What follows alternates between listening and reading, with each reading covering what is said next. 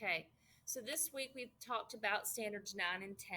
Standard 9 deals with the Civil War, the war itself, the fighting part of the war, and the people involved and the events and things like that.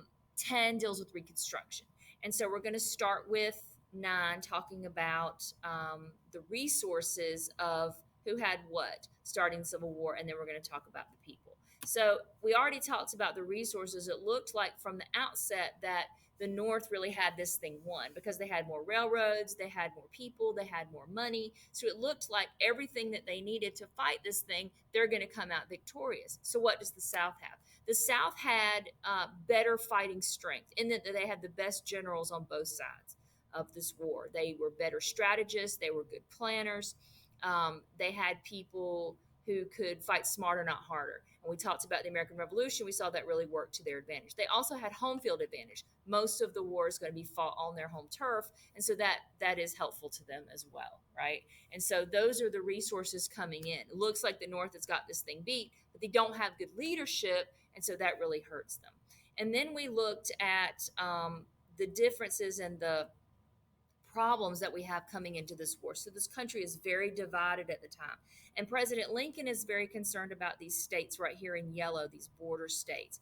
These are states that own slaves but don't join the Confederacy. They remain loyal to the Union. And he allows slavery to remain there because he's committed to Union. Remember, from the very beginning, he says he wants Union to persevere. He wants the Union to continue, and he wants to protect and preserve the Union, and that's his main goal. And if these border states leave and join the Confederacy, then that's just going to give the Confederacy more people to fight for their side, which obviously he doesn't want. Another thing he does is he suspends the right of habeas corpus, which is a fancy word that basically means he makes sure that people who are protesting the war, he just locks them up. He doesn't give them a fair trial. It's not right. I mean, it's against the Constitution. But he says, desperate times, desperate measures. We're in the middle of a war. We have to do what we have to do to win this thing.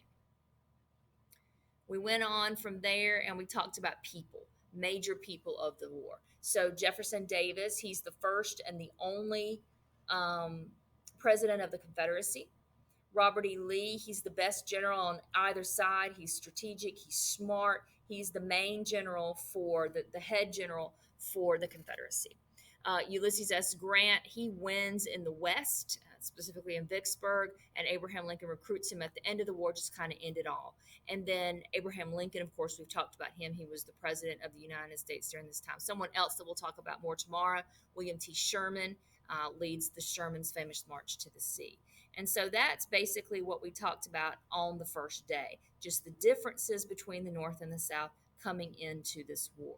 The next day, we talked about key battles. And so that's what we're going to look at next, are the key battles and the documents of the war, important documents like the Emancipation Proclamation, Gettysburg Address, and Lincoln's second inaugural. So we went through these battles. I gave you recordings on all of them to just kind of explain what happened, but let me just recap it really fast. So Fort Sumter, that's the first battle of the war. That's where the federal forts in Charleston are fired on. First shots are fired, begins the war. Antietam is in Maryland in 1863. After Antietam, Lincoln goes on to issue the Emancipation Proclamation. This is the bloodiest single day of the war. 23,000 casualties, people dead, missing, or wounded. You see, that's an actual picture there of the aftermath of that battle. The photography was really new then, and so that's an actual picture. Then we go on to Vicksburg, also happened in 1863. That was where General Grant put the whole country under siege, which means we're going to lock the country, the city down, and not let anything in, anything out. And this is important because it gives the Union control of the Mississippi, splits the Confederacy in half, and doesn't allow them to resupply.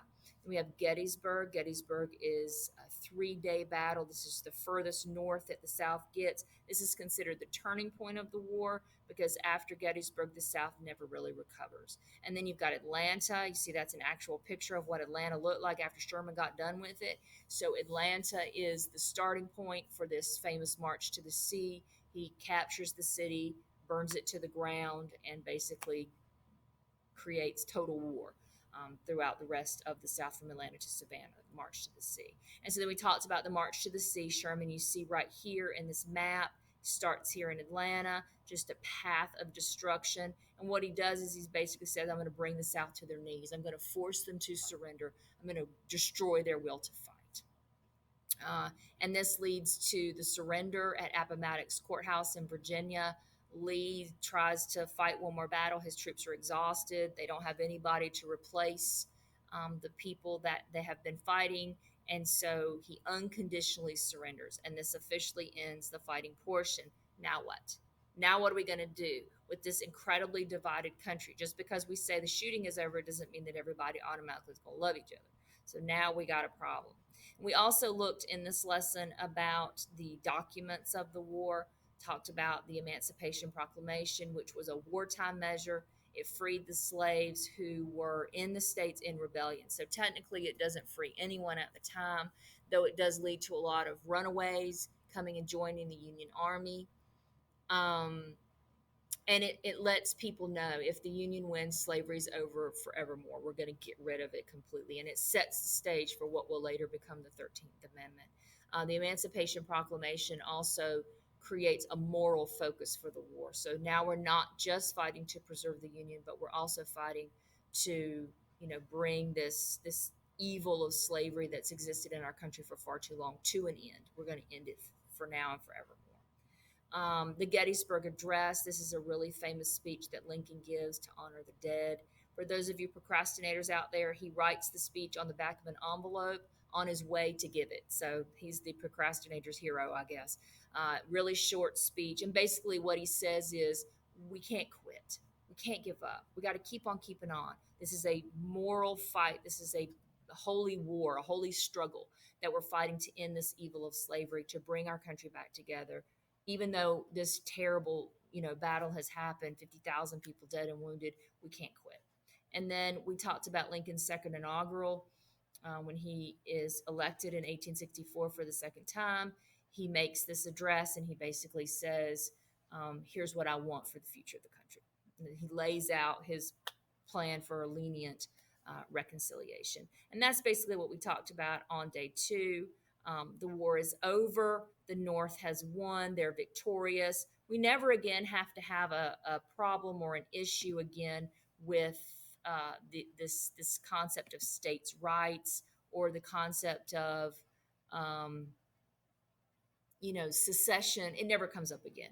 The Union has won victorious. The country is brought back together. And so the federal government is now respected by all of the country. The next day, we talked about Reconstruction. So now the war is over, and that's great. But now what? The South is in ruins. The North is, kind of giddy from victory. This is what the map looks like. Now, what are we going to do to bring the Southern states back into the fold? Um, just because the fighting and shooting is over doesn't mean that they love each other. And we've got all this Western territory. Lots of people are moving west, especially freed African Americans. A lot of them are going to try to claim land in the West. We have 4 million people who are displaced, former slaves, no jobs, no land, no money, no skills. What are we going to do with these people? And so we have 3 plans: Lincoln's plan, Johnson's plan, and the Radical Republicans' plan. Both Lincoln and Johnson were lenient on the South. They want to bring them back in easy.